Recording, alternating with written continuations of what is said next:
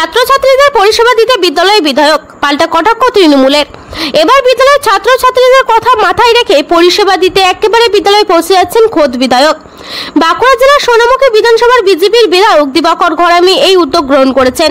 তিনি সোনামুখী বিধানসভার অন্তর্গত বিভিন্ন স্কুলে পৌঁছে যাচ্ছেন এবং সেখানে গিয়ে ছাত্রছাত্রীদের স্কলারশিপ ফর্মে সই করছেন। বিদ্যালয়ে বসেই পরিষেবা পাচ্ছে ছাত্রছাত্রীরা। বিধায়কের এই উদ্যোগকে ধন্যবাদ জানিয়েছেন তারা। স্কলারশিপের ফর্মে সই করানোর জন্য ছাত্রছাত্রীদের কষ্ট করে বিধায়কের বাড়িতে না হলে বিধায়কের অফিসে যেতে হতো, ফলে অনেক ছাত্রছাত্রীকেই সমস্যায় পড়তে হতো। সেই কথা মাথায় রেখেই বিধায়কের এই উদ্যোগ এমনটাই জানাচ্ছেন বিধায়ক। সোনামুখী বিধানসভার বিজেপির বিধায়ক দিবাকর ঘরামি বলেন, ছাত্রছাত্রীদের সুবিধার কথা মাথায় রেখে বিদ্যালয়ে গিয়ে পরিষেবা দিচ্ছি। এর ফলে উপকৃত হচ্ছে ছাত্রছাত্রীরা। আগামী দিনেও মানুষের পাশে মানুষের জন্য পরিষেবা দেব বলে জানান বিধায়ক। তবে বিধায়কের এই কর্মসূচিকে কটাক্ষ করতে ছাড়েনি শাসক দল তৃণমূল কংগ্রেস। তৃণমূল কংগ্রেসের আইএনটিটিইউসির সদস্য প্রবাল মুখার্জি জানান, এতদিন মানুষ বিধায়ককে দেখতে পায়নি। 2021-এর নির্বাচনের পর থেকে সোনামুখীর সাধারণ মানুষকে সেভাবে তিনি পরিষেবা দিতে পারেননি, খুঁজতে হতো দূরবীন দিয়ে। এখন যেহেতু সামনে নির্বাচন আসছে, তাই উনি নাটক করা শুরু করেছেন। সোনামুখী থেকে মিলন বাজার রিপোর্ট, এমবিএস নিউজ। আমাদের রামপুর স্কুলে নবান্ন ক্লাসে সাইন করার জন্য আপনাকে অসংখ্য ধন্যবাদ। দিবাকর ঘরামি তোমাদের কাছে কৃষির জন্য এসছেন আজকে, এই জন্য স্কলারশিপের ফর্ম সই করার জন্য। তো উনি এসছেন, এই ফর্মটা ফিল আপ করতে তো তোমাদেরকে ওনার কাজ অনেকটাই উপকৃত হয়েছি, কারণ আমাদেরকে কষ্ট করে যেতে হয়নি। তিনি এসেছেন, তার জন্য আমাদের রামপুর স্কুলের পক্ষ থেকে, তার সমস্ত ছাত্রছাত্রীদের পক্ষ থেকে অসংখ্য ধন্যবাদ। ছিলাম রামপুর উচ্চ বিদ্যালয়ে।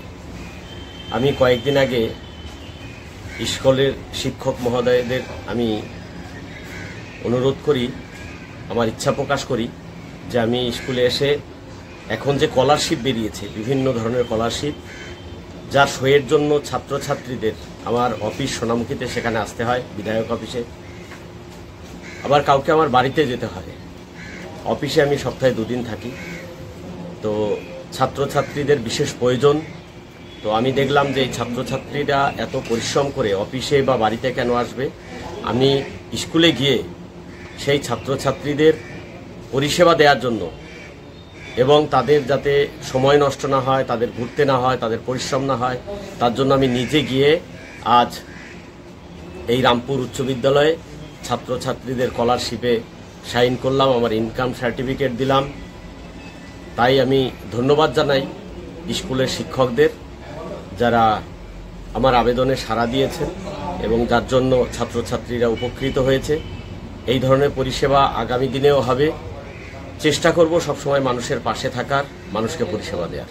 হ্যাঁ, এলাকার মানুষ এতদিন বিধায়ককে দেখতেই পায়নি। 2021-এর নির্বাচনের পর থেকে সোনামুখীর কোনো মানুষের কাছে উনি সেভাবে পরিষেবা দিতে পারেননি। কি ঝড়ে বলুন, কি প্রাকৃতিক দুর্যোগে বলুন, কি কালী কার্তিক বিসর্জনে বলুন, সোনামুখীর মানুষ ওনাকে দেখতেই পায়নি, খুঁজতে হতো দূরবীন দিয়ে। এখন যেহেতু সামনে নির্বাচন আসছে, তাই নাটকবাজি শুরু করেছেন, মানুষের কাছে বুঝাতে চাইছেন যে আমি আছি। কিন্তু বিজেপি মানেই একটা ধাপ্পা ধোঁকার দল, তাই মানুষ ওদের সম্বন্ধে সবই জানে।